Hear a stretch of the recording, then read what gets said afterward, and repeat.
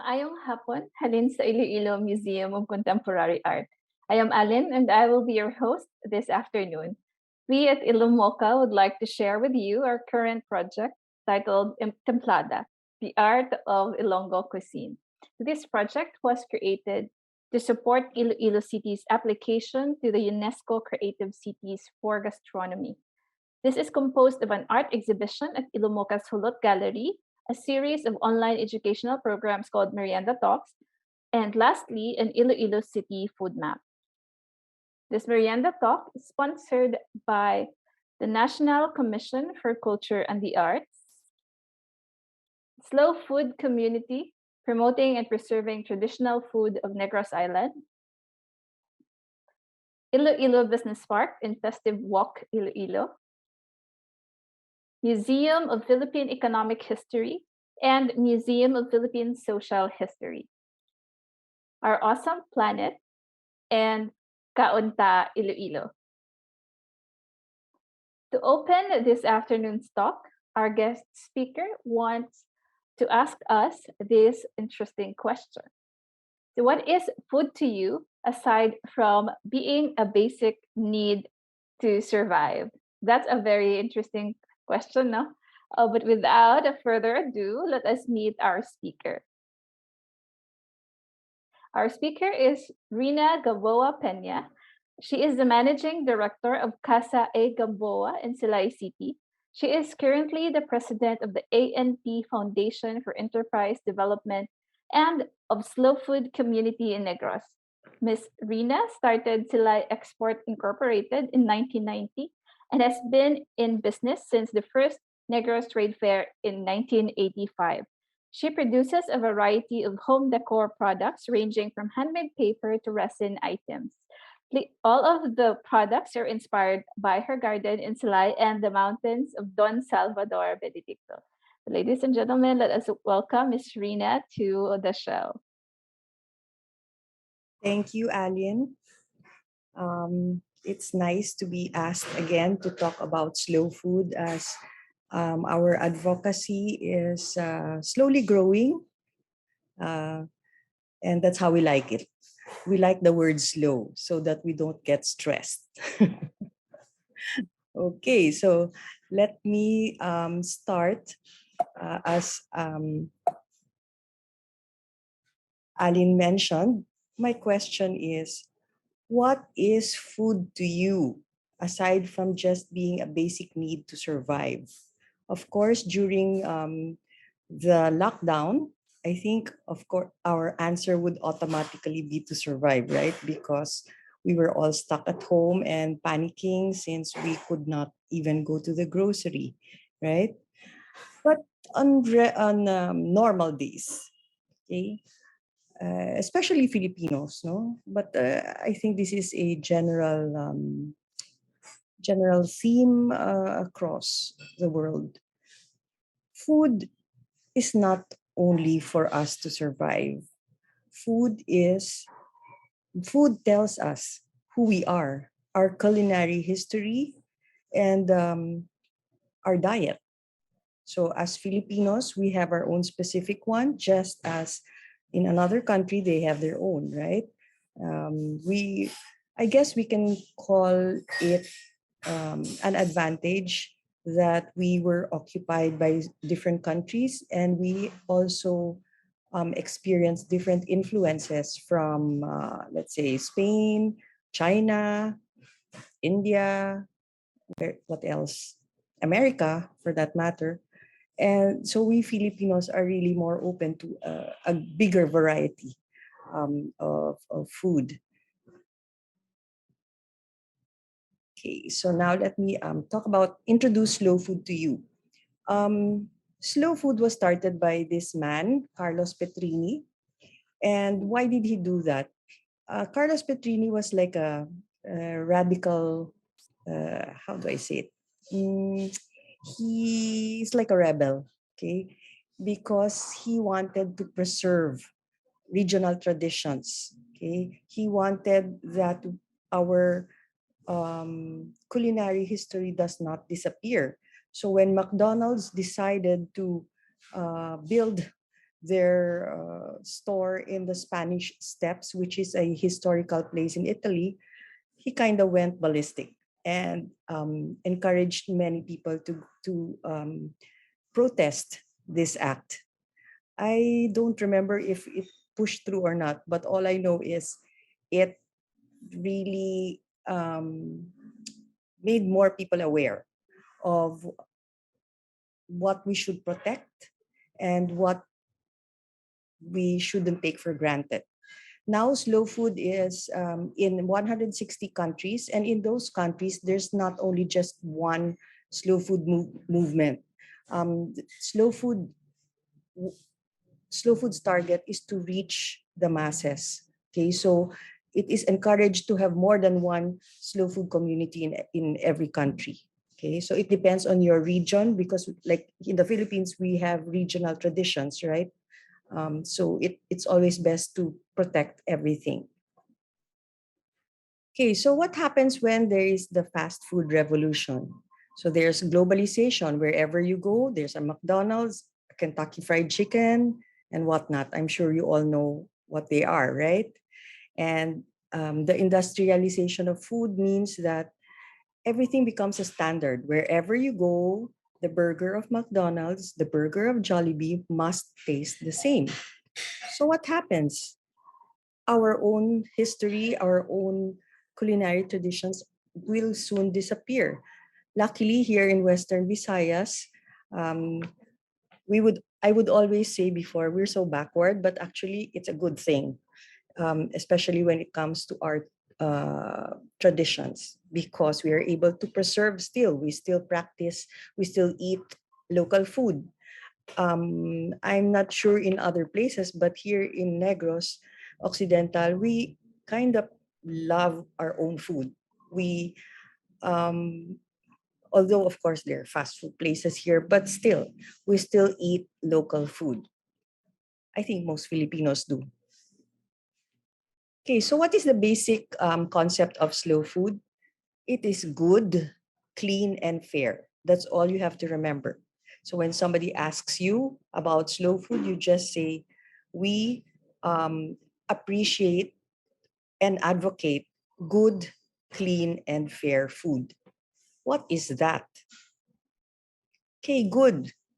Good is good to you as the consumer, good to the environment, the place we live in, um, and good to the farmer and the producer of whatever food we consume, right? And of course the others follow through. um, I think you would eat better. The experience of eating is better if you have the nice ambiance, you have a nice table setting. And when I mean nice table setting, it doesn't have to be formal plates and glasses. What I mean is authentic. For example, we Filipinos, originally we like to eat with our hands, maybe from a banana leaf, that experience.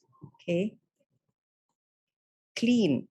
Again, respect our environment, our ecosystem, and sustainable practices where we don't use a lot of chemicals and pesticides. And of course, we don't want our consumers to get sick. We want them to have clean food. Fair. Okay, so fair is always fair to everyone. Okay, it cannot be just fair to the consumer. That's why every time they ask for a discount, we give in. That's not fair, right? We also have to be fair to our laborers. Okay, so um, we have to pay properly. If you notice, not many people appreciate their farmers. We always um, ask for a discount, but when we go to the supermarket, we don't get a discount, and they buy it cheap from the farmers too. So these are things that we advocate. That's why we prefer that the farmers are able to talk to the consumers, so that you, as a consumer, will realize how hard it is to grow food and the value of that food. Because without those farmers, you are going to go hungry. Okay, so as a result of good, clean, and fair food, okay, we do a gastronomic act. what is gastronomy? Okay, it's not just food alone. It's the relationship of food, okay, with our culture. Okay, so it's not just eating per se. It is who we are and describes what a place is all about. Especially with us Filipinos, we don't really, our history is not as detailed, let's say, as older civilizations like China or Japan, Korea, Egypt, right? Until now, there's even a discussion on what is a standard adobo recipe.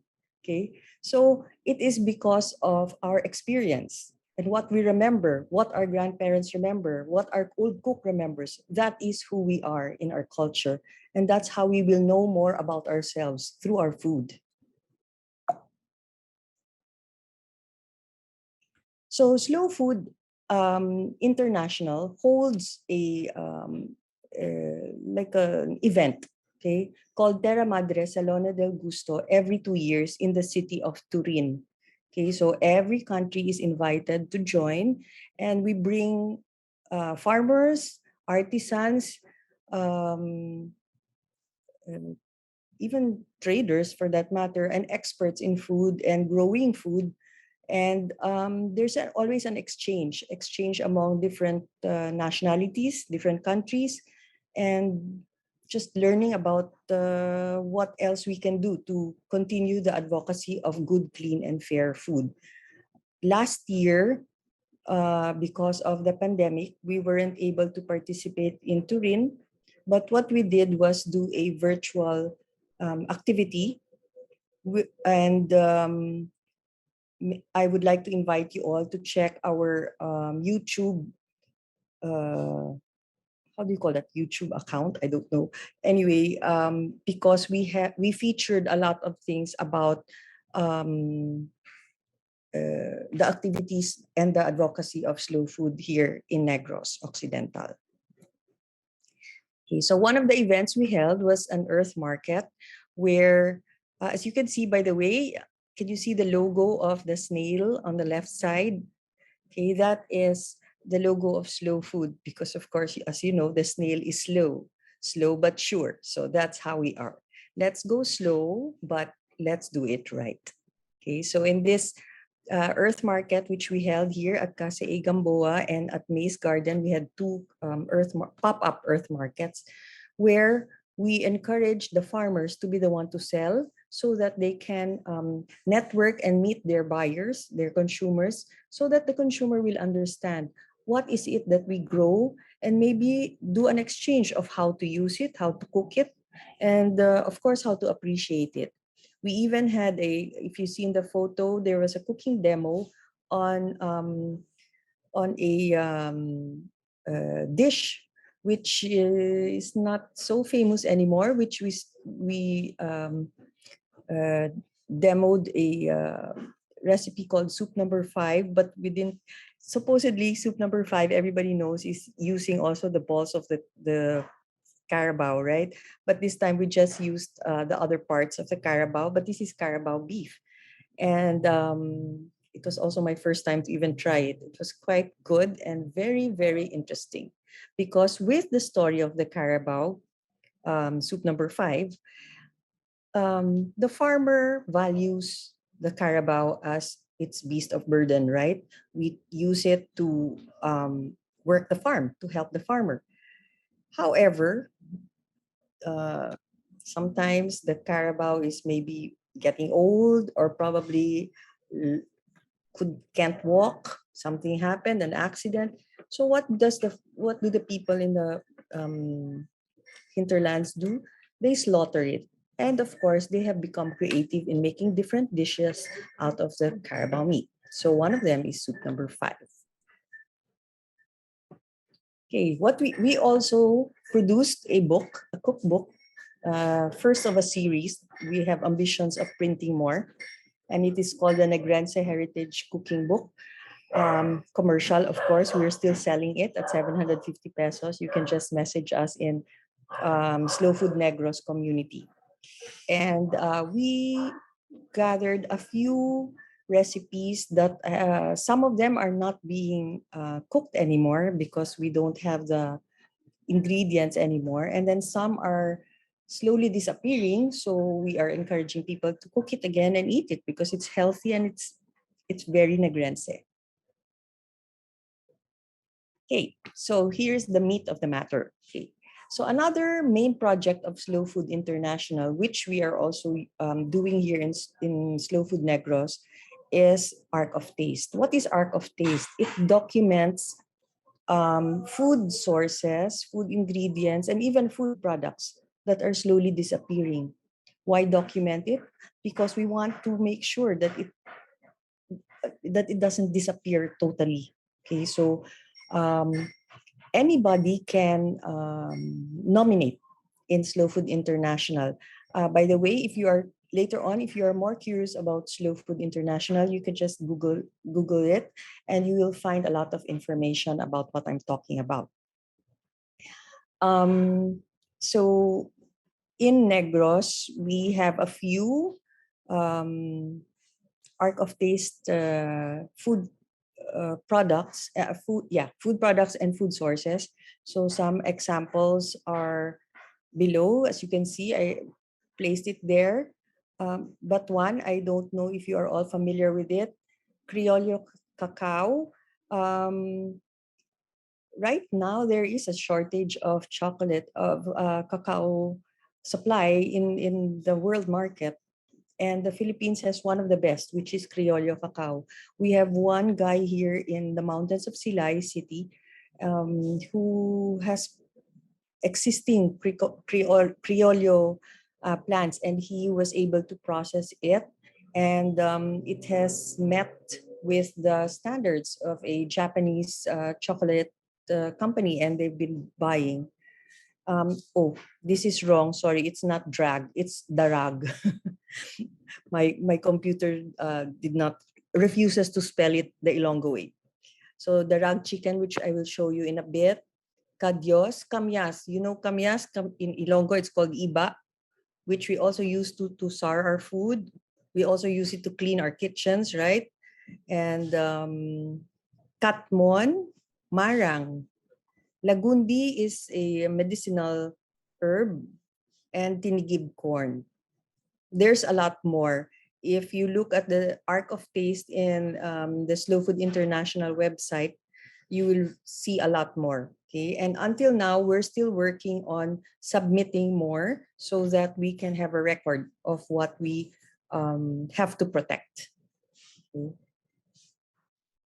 So, what are those found in Western Visayas? Let me give a few examples.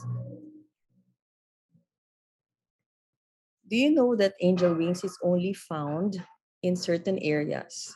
And before the pandemic, I don't know in other places, but here in Negros Occidental, we locals have not had the chance to enjoy the diwal anymore because not producers, people who harvest it here, because it's gift from the sea, really. They sell it all to Manila, of course, for a higher price, right? So luckily, during the pandemic, they had no market, so we have been enjoying the diwal here in Negros Occidental. But this is before the pandemic, you could hardly find any diwal available anymore because it's all being sent out to Manila or abroad. So, and it's only found in certain areas, like in Negros Occidental. It's not found everywhere. It used to be in mostly found in Valladolid, I think, and Hinigaran. But now it's not as much anymore. In Capiz, there's still a lot, and we have to protect it. So if you see people selling small clams, please tell them that they shouldn't. Okay, we have to protect it, and we have to make them multiply to be able to enjoy one of the best tasting clams in the world, which is Diwal. But one, as I mentioned earlier, there's really not much information, but we all know, I think many of you still um, put it in your soup, right? So Diwal is still sorry, but one is still an important souring agent. Nowadays, finally, people are recognizing it. And there are two or three companies here that have been making it into powder. So now Batuan powder is available to be enjoyed by the rest of the world, not just us. Although, of course, we get to enjoy the fresh one, which is a lot better, of course, than the powdered one. Kadyos. Kadyos is always planted as a supplementary vegetable in many homes. Okay, we take it for granted. We don't really sell it in volume. It's just like when it's kadyos time. Okay, let's have it for our meals. But again, it must be protected. It is slowly disappearing. People are taking it for granted. So uh, it's already now in the Ark of Taste, and I hope more of you eat it again and encourage farmers to plant it again. Tinigib corn. Okay, so this can be a substitute for rice.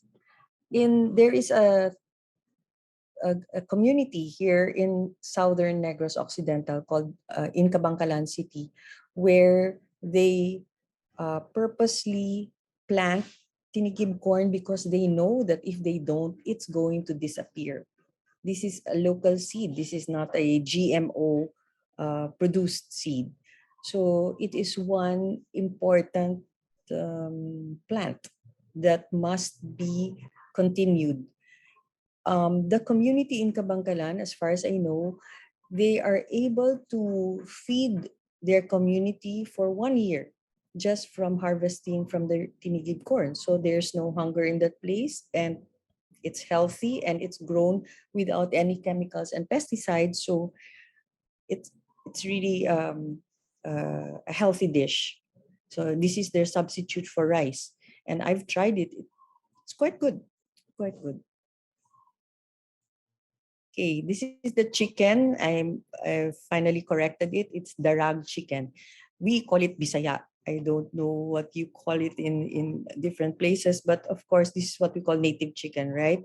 They're allowed to um, go around freely, so you can consider them free range if you want. And usually, they're just allowed to eat whatever's there. And what is the main food of the natural food of chickens? Worms, leaves, grass. So less fat, very healthy, and very nutritious. So the rag is really best for soups, because then when you have the soup, all the nutrients from the chicken is there, no? I don't know if many of you are aware that commercial chicken now is grown in 21 days. So you can imagine I don't know how much hormones they give those chickens so that they can harvest in 21 days. So that's the chicken you eat in all those fast food restaurants, because it has to be standardized. So it's your choice, right? And plus, this variety has been native to the Philippines for the longest time. And in Western Visayas, it is still existing, and it is very flavorful and very healthy. So let's try to protect the darag chicken. By the way, it takes around, I think, I'm not sure if 60 to 80 days to grow, to make the chicken grow regularly to be able to eat it. So from 80 days, you can imagine, to the 21 days of the commercial chicken. It's kind of scary. So as much as possible, personally, I try to look for either native chicken or free range chicken for my own self. Okay, so we are all familiar with saging. Everybody loves to eat bananas, right? But saging mondo it's like a dwarf of our saging na saba. Okay? And we use it, of course, for, I don't have to explain what we use saging for. Saging is everywhere, and it's always a staple in many homes, right? So this is also another plant that we have to protect. Nowadays, many farmers are encouraged to plant uh, new varieties that are acceptable in the export market, like Cavendish. But those are not our local uh, varieties. Okay, so Saging Mondo is a local one.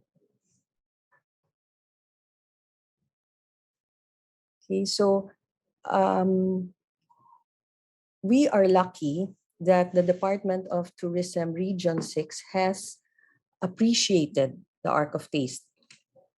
And we now have a project with the DOT. We are doing what we call mapping. We are checking all the areas in Western Visayas and we asked different LGUs to document and gather what we have in our areas, what all those food ingredients, food sources. When I say food ingredients and food sources and food products, it doesn't have to be just plants. It can be fish, it can be beef if we have, but we don't really have much of that. Pork, poultry, even food products. Let's say, what would be a food product? Let's say all our kakanins, suman, ibus, which are also slowly not being made in our homes. We all just buy from the supermarket nowadays. So we later on we won't know anymore what's it made of. We just buy regular um, store bought food. So we are in the last how do I say it? The last part of our mapping, and then after that the next would be to promote to do a slow food travel itinerary so that locals like us or also foreigners will be able to trace all our Ark of Taste food and taste, if they can, whatever is available of our Ark of Taste food, and uh, introduce it back to the world. And it will be distinctly ours, distinctly Filipino, and that's what we should be proud of. Okay.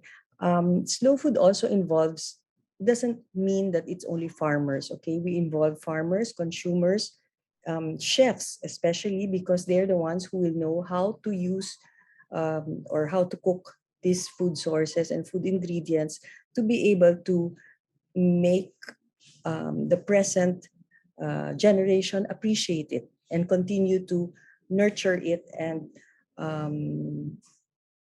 support the farmers who grow it. Okay, so we are very excited to soon have a slow food travel itinerary which we can offer, especially in Western Visayas. Okay, I thought my talk would be longer than this, but it's quite short. So to end my talk, I just have a quote from Feliz Prudente Santa Maria: slow food, traditional food. Food prepared from scratch with no shortcuts, using only the finest ingredients acquired at the peak of their season, is a vital and valuable component of every Filipino sense of self. Appreciating and conserving Philippine culinary traditions protect the uniqueness of regional and historic flavors, the production techniques and tools of so often unacknowledged culinary artisans, the agriculture heritage, and environmental balance of food sources, and the local customs that give communities and families so much pride and pleasure. So in essence, this is what slow food is all about. I hope you enjoyed our talk. Do check our YouTube, Facebook, and Instagram accounts, Slow Food Negros Community. We have a lot of videos there and a few recipes that we want to share with everyone. And I hope that you can share it also with others. And welcome to the slow food world. Thank you. Thank you so much, Miss Rina, for sharing to us your valuable presentation. We sure learned something new today that will make us appreciate the food that's grown here in our locality. Um, the food that you mentioned, like kajos, saging mundo, these are the food that growing up, that's being served really by our lolas and our lolos. That's And when you go to the market, it's makes me happy that you can still go to the market and buy these food, especially here in Iloilo in the Haro market in our super, we call it super, our main market here in Iloilo, we call it super, which is okay. ironic, supermarket. um there. So we actually asked the question earlier though, Miss Rina, and Kanami are like very nice the answers of our audience. So one of them said that Gerardo Benson said that it's an expression of love. Yes, it Wow. is. Definitely. That's right. And because also, I'm glad you mentioned that you remember what your Lola and Lola used to serve, because food is also one that brings your memories back, right? So food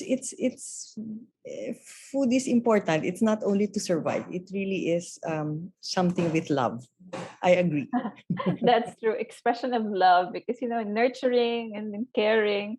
I remember in one of our previous talks also, I think Mr. Bombet Marin also said that about dessert. No? Another answer here is um, here from Sir Arlie Atienza. Food is an expression of our culture and our identity. He Actually, got it. kukopyahin ko yung answer ni Sir Arlie. Yes, That's it's our right. identity. So like for example, for me as an Ilongga, if I go to Manila, they will ask us about or ask me about batchoy.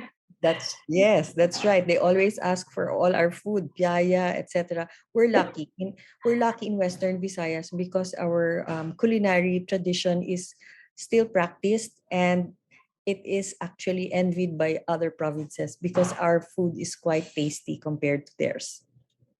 Yes, Miss Rina, you mentioned earlier about us loving our own food, and I can see that here also in Iloilo, and when you go to Bacolod or in Negros as well, that we really patronize our own food. No, even Yeah. though we love fast food, but we love But our we still go back.